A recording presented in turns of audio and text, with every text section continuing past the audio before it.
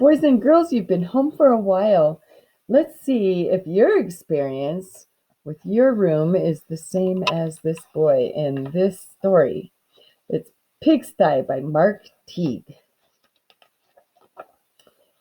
Monday afternoon, Wendell Foltz's mother told him to clean his room. "It's turning into a pigsty," she said. Wendell went upstairs. Much to his surprise, a large pig was sitting on his bed. "Pardon me," said Wendell. He shoved some toys into his closet, but the pig didn't seem to mind the mess, and Wendell found that he didn't mind the pig either. He decided to take a break. When Wendell's mother came to look at his room, the pig was hiding, but the mess was still there. She threw up her hands. "Okay, Wendell," she said. "If you want to live in a pigsty, that's up to you."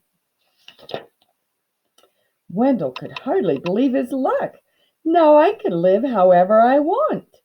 He didn't even worry when he came home on Tuesday and found a second pig in his room.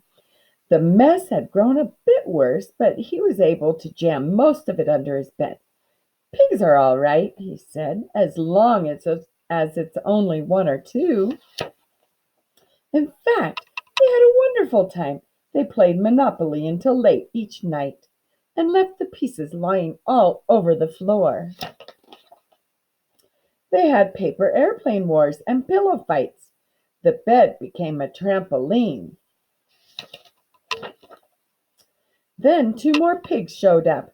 The mess grew and grew. That night, when Wendell went to bed, the pigs were lying everywhere.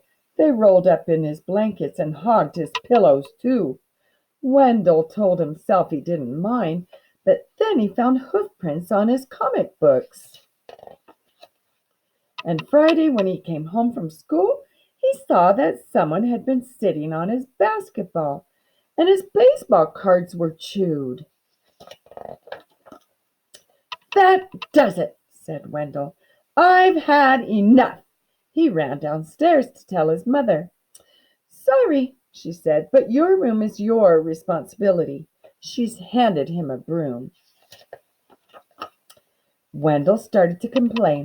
The mess was too huge, but suddenly he remembered a saying he'd heard that many hoofs make light work. He marched upstairs and organized a cleaning crew. They swept and scoured, polished and scrubbed. Later that afternoon, Wendell inspected his room and pronounced it clean.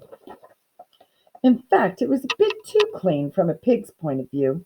So while Wendell inspected the pigs prepared to go home, one of them made a phone call and the farm truck came to pick them up. They hugged and grunted and oinked goodbye. From that day on, Wendell kept his room clean, except for those nights when his friends came by to play Monopoly. So, do you have any connections with this? You could tell me in the stream if you want. Bye-bye. Have a great day.